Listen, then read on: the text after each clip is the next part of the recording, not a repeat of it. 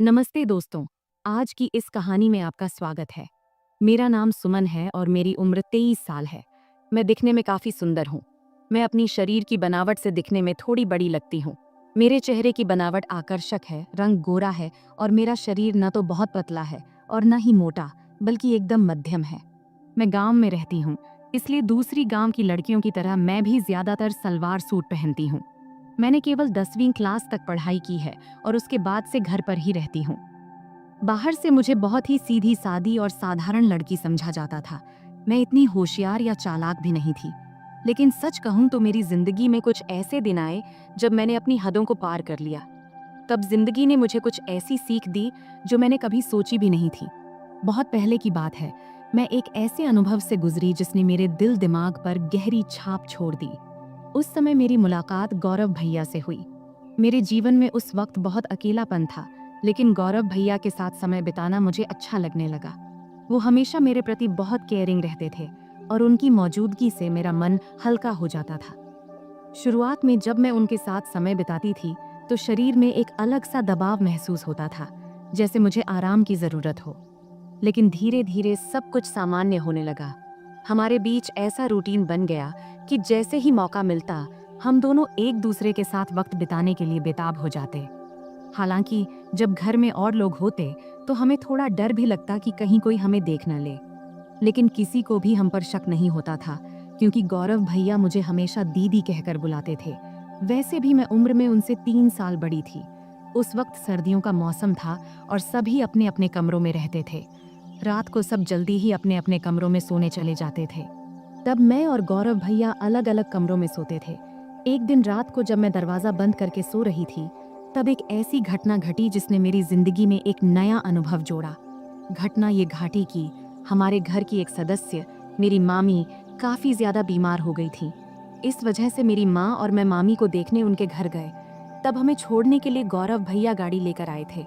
उन्होंने जब पहली बार मुझे देखा तो बोले, आप तो काफी बड़ी हो गई हो दीदी। तब मैं थोड़ा मुस्कुराई। उसके बाद जब गाड़ी में हम मामी के घर जा रहे थे, तो उस वक्त रहते में ही शाम के 6 बज गए थे। तब हमें घर पहुंचने में देरी हो गई थी, इसलिए रास्ते में थोड़ा अंधेरा हो गया था।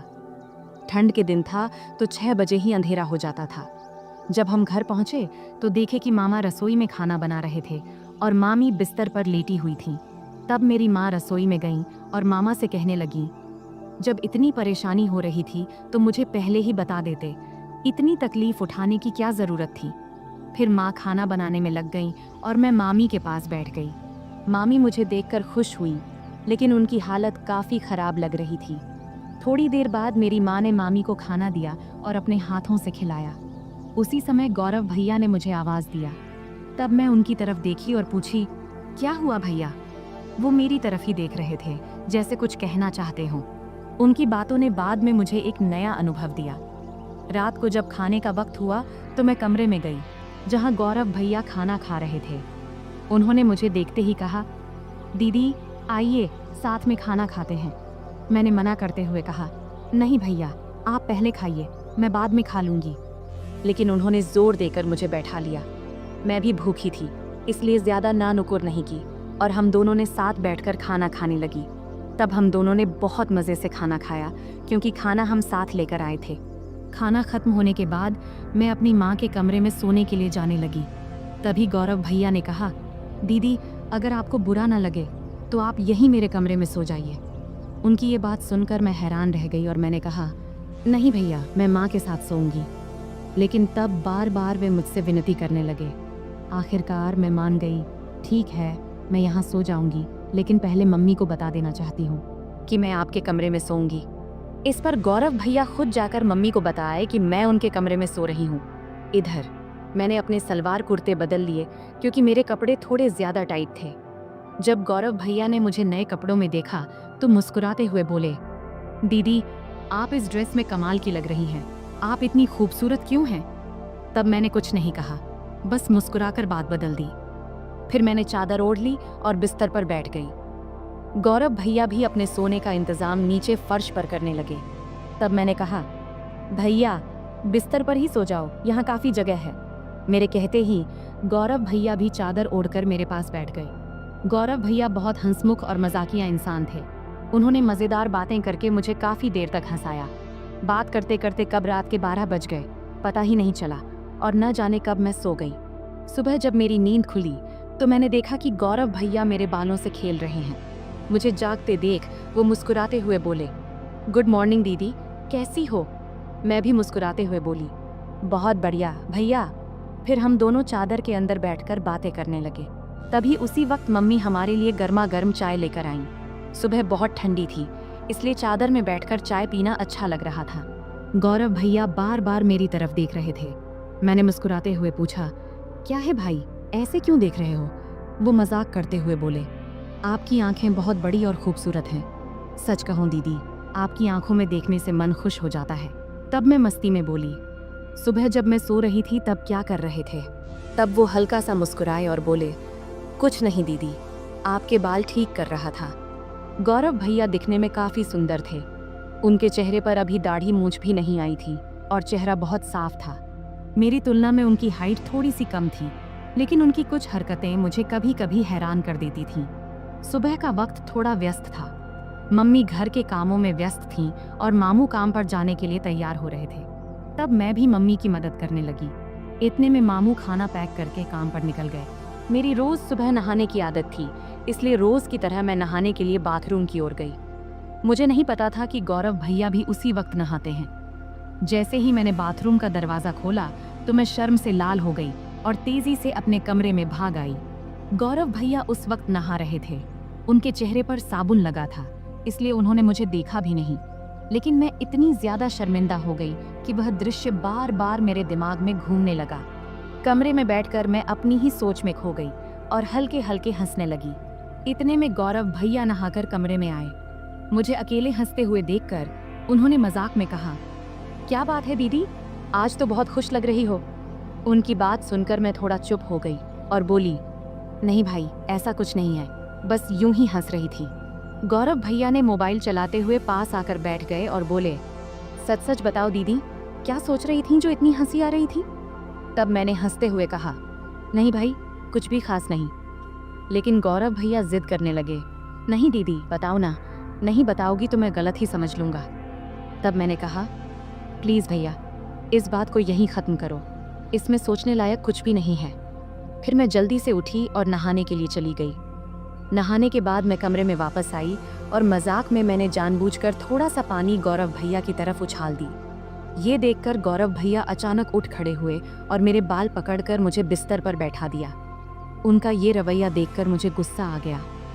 मैंने गुस्से में कहा, ये क्या कर रहे हो भैया? और गुस्से में उनका हाथ झटक दिया। इसके बाद गौरव भैया बिना कुछ कहे चुपचाप कमरे से बाहर चले गए। उनका ये व्यवहार देखकर मैं भी हैरान रह गई थी। मुझे खुद पर पछतावा होने लगा कि शायद मुझे ऐसा नहीं करना चाहिए था। फिर जल्दी से मैं अपनी बाल ठीक की और मम्मी के पास चली गई। मामी का ध्यान रख रही थीं, उन्हें दवा दे रही थीं और खाना तैयार कर रही थीं। तभी मामी ने मुझसे कहा, जाकर गौरव को बुला ला, उसे गरम गरम खाना खा लेने को बोल दे, वरना ठंडा हो जाएगा। मुझे पता था कि गौरव भैया मुझसे नाराज़ है। जब मैं उन्हें बुलाने गई तो देखा कि वो छत पर बैठे फ़ोन देख रहे हैं। मैंने आवाज़ लगाई, भैया नीचे आओ, मम्मी बुला रही हैं, खाना खा लो। लेकिन उन्होंने कोई जवाब नहीं दिया। तब मैं और पास गई और कहा, प्लीज़ भैया, मुझसे नाराज़ मत हो, मुझसे गलती हो गई, मैं माफ़ी मांगती हूँ। तब भी वो मेरी तरफ देखा भी नहीं और फ़ोन देखते रहे। तब मैंने उनके हाथ को पकड़कर कहा, भैया गलती सिर्फ मेरी नहीं थी, तुमने भी तो मेरे बाल खींचे थे, इसलिए मुझे गुस्सा आ गया था, अब इतना नाराज़ मत हो। तब मेरी आंखों में आंसू आ गए और मैंने रोते हुए कहा, भैया प्लीज़ इतना गुस्सा मत करो, अगर मेरी गलती है तो मुझे एक नहीं 2 चांटे मार दो, लेकिन ऐसे चुप मत रहो। मुझे रोता देख गौरव भाई का गुस्सा थोड़ा ठंडा हो गया। उन्होंने धीरे से कहा, ठीक है, रो मत, लेकिन तुम्हें मुझ पर हाथ नहीं उठाना चाहिए था। खैर छोड़ो, चलो खाना खा लेते हैं। तब मैंने कहा, पहले ये तो कहो कि तुमने मुझे माफ़ कर दिया है। तब वो हंसकर बोले, अरे बहुत हो गया, अब चुप हो जाओ, वरना मुझे और ज़्यादा माफ़ियाँ मांगनी पड़ेंगी।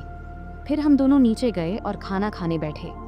मम्मी और मामी पहले ही खा चुकी थी। मम्मी रसोई का काम ख़त्म कर रही थी। खाने के बाद मैं मामी के पास बैठ गई और उनके साथ बातचीत करने लगी। मामी की तबीयत का हालचाल लेने लगी। इसी बीच मम्मी ने कहा, हम दोनों पास के घर में मिलने जा रहे हैं, तुम और गौरव यहीं रहो। मैंने गौरव से कह दिया है कि कहीं बाहर ना जाए, हम जल्दी लौट आएंगे। फिर मम्मी और मामी बाहर चली गईं और मैं मामी का कमरा साफ करने लगी। तभी गौरव भैया मस्ती करते हुए आ गए। मैंने उनसे कहा, भैया प्लीज़ मेरे लिए कुछ ला दो। उन्होंने मुस्कुराकर कहा, बोलो दीदी क्या चाहिए। मैंने कहा, मेरे लिए चॉकलेट ले आओ, मुझे बहुत पसंद है। गौरव भैया हंसते हुए बोले, ठीक है तुम कमरे की सफाई करो, मैं चॉकलेट लेकर आता हूँ। गौरव भैया चॉकलेट लेने चले गए और मैं कमरे की सफाई करने लगी। जब मैंने मामी की अलमारी खोली तो वहाँ मेकअप का सामान रखा देखी। सजने संवरने का मेरा भी बहुत शौक था, तो मैंने मामी का मेकअप इस्तेमाल करना शुरू कर दिया। फिर मैंने मामी के झुमके और गहने पहन लिए और अलमारी से लाल साड़ी निकाल ली। जब गौरव भैया चॉकलेट लेकर वापस आए तब मैं पूरी तरह से सज धज कर नई दुल्हन की तरह तैयार हो चुकी थी। तब मैंने बाल खोल रखे थे, लिपस्टिक लगा रखी थी और हाथों में चूड़ियां भी पहन ली थीं। जैसे ही वे कमरे में दाखिल हुए, मुझे इस रूप में देखकर हैरान रह गए। उनके मुंह से बस यही निकला, दीदी आप तो शानदार लग रही हैं। फिर मैंने उनसे चॉकलेट ली और बिस्तर पर बैठकर खाने लगी। गौरव भैया भी पास में बैठ गए और तब उनकी नज़रें मुझसे हट नहीं रही थीं। तब मैंने कहा, भैया इतना मत देखो, मुझे असहज लग रहा है। गौरव भैया हंसकर बोले, क्या करूं दीदी, आप पर से नज़र हट ही नहीं रही। आप साड़ी में इतनी सुंदर लग रही हो, मानो कोई परी हो। फिर मजाक में बोले, मन कर रहा है कि आपको अपनी दुल्हन बना लूं।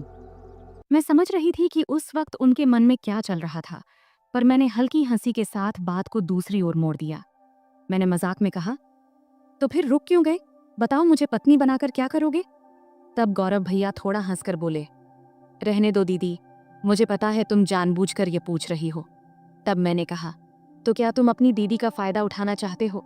अगर मम्मी को पता चल गया तो क्या होगा?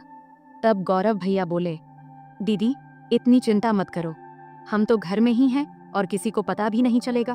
तुम बस एक बार हाँ कह दो, मैं सब संभाल लूंगा। तब मैंने मुस्कुराते हुए कहा, तो पहले बताओ, तुम ये सब साड़ी देखकर कह रहे हो या पहले से ऐसा सोच रहे थे?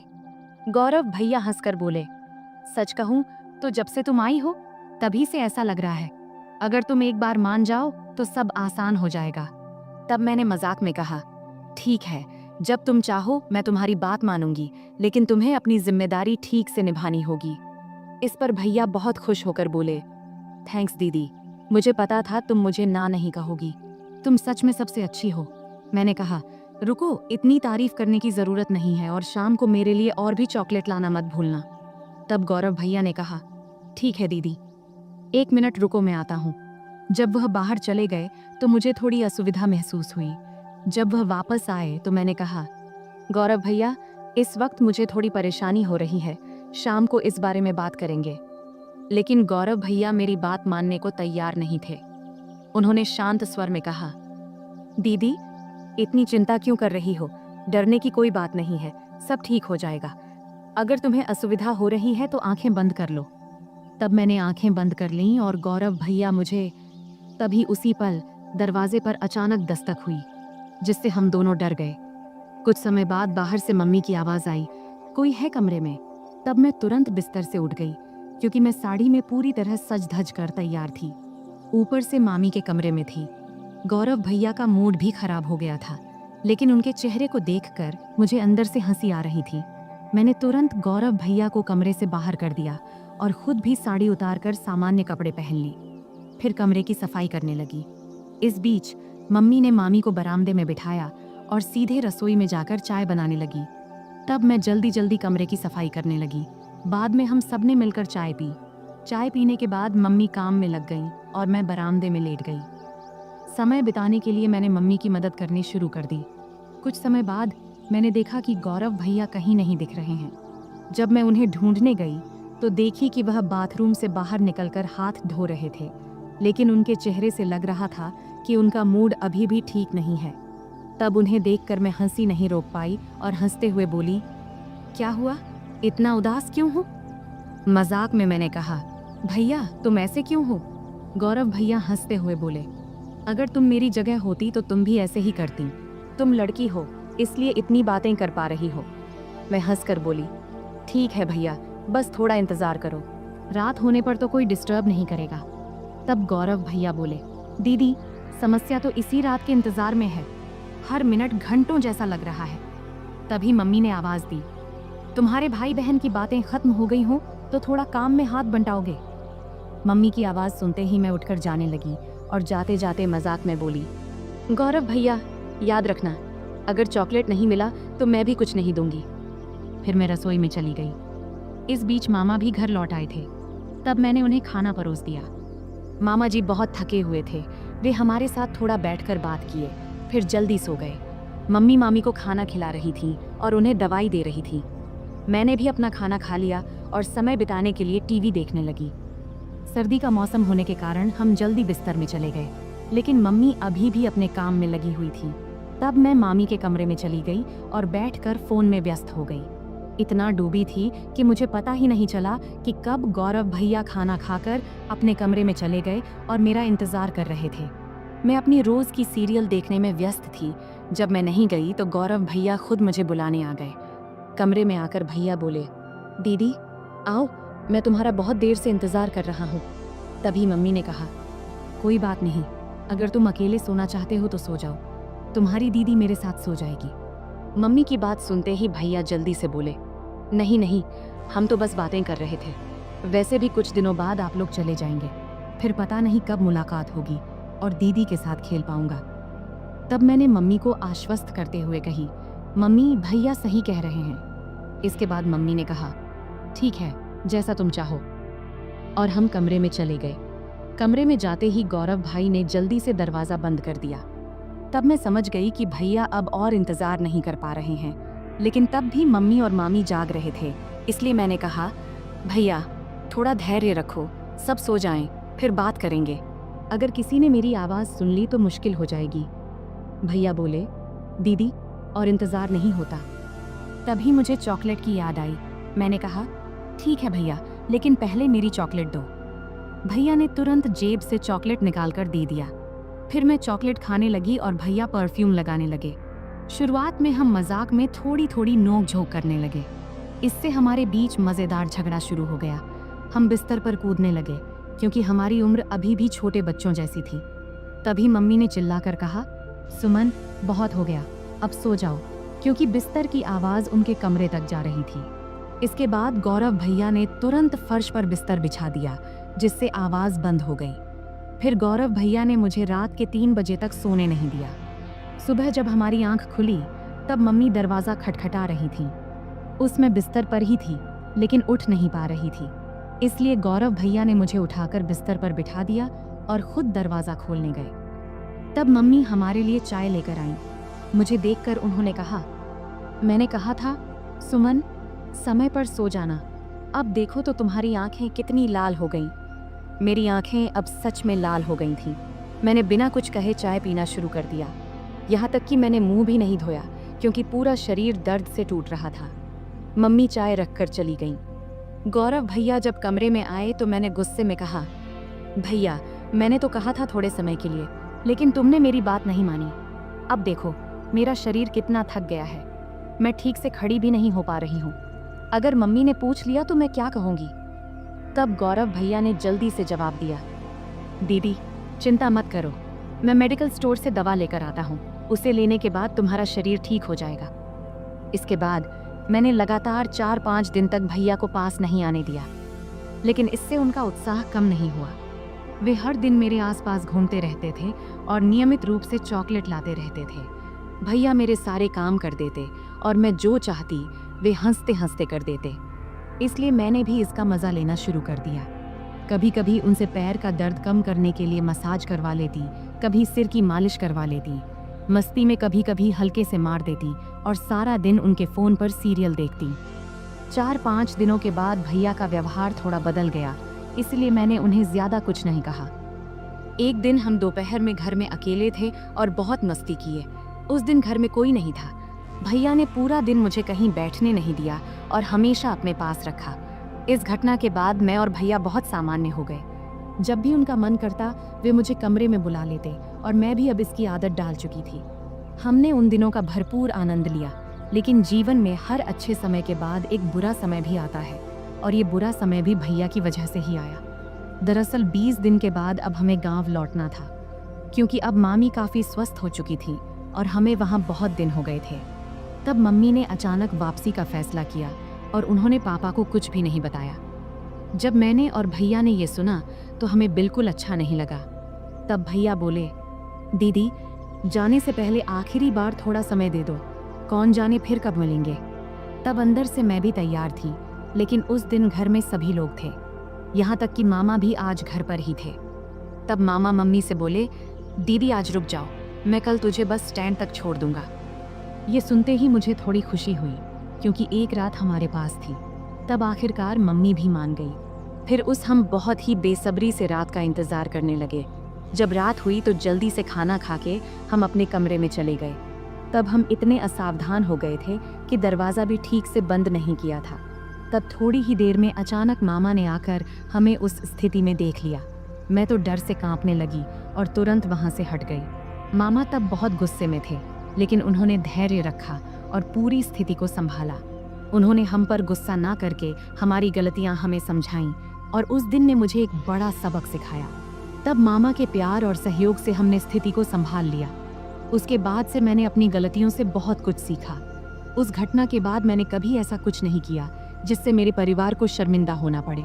तो दोस्तों, हमारी जिंदगी में गलतियां हो सकती हैं, लेकिन उनसे सीखना सबसे महत्वपूर्ण है। अगर आपके जीवन में कभी ऐसी स्थिति आए तो उसे संभालने की कोशिश करें और परिवार के साथ हमेशा खुलकर बात करें। यह कहानी हमें सिखाती है कि किसी भी रिश्ते में सीमा रेखा होना महत्वपूर्ण है। अत्यधिक निकटता कभी कभी गलत फहमियों का कारण बन सकती है, इसलिए हमें हमेशा अपने और दूसरों के सुविधा को प्राथमिकता देनी चाहिए। परिवार के माहौल और रिश्तों का सम्मान करना बहुत महत्वपूर्ण है। हमें यह सुनिश्चित करना चाहिए कि हमारे कार्यों से परिवार के किसी भी सदस्य को शर्मिंदा न होना पड़े। इंसान से गलतियां हो सकती हैं, लेकिन उन गलतियों से सीखना और भविष्य में सही निर्णय लेना एक परिपक्व मानसिकता का परिचय है। किसी भी स्थिति में सचेत रहना आवश्यक है। दरवाजा बंद न करने की घटना एक छोटी गलती थी, लेकिन इसने बड़ी समस्या खड़ी कर दी। इससे समझ में आता है कि छोटी छोटी बातों में भी सावधानी बरतनी चाहिए, क्योंकि इनका जीवन पर बड़ा असर पड़ सकता है। तो दोस्तों, यह थी हमारी आज की छोटी सी कहानी। आपको यह कहानी कैसी लगी, कमेंट करके ज़रूर बताएं। अगर आपको यह कहानी पसंद आई हो तो इसे लाइक करें और अपने दोस्तों के साथ शेयर करें। आगे भी ऐसी ही रोमांचक कहानियों के लिए हमारे चैनल को सब्सक्राइब करें और बेल आइकन दबाना ना भूलें, ताकि आप हमारी कोई भी कहानी मिस न करें। धन्यवाद।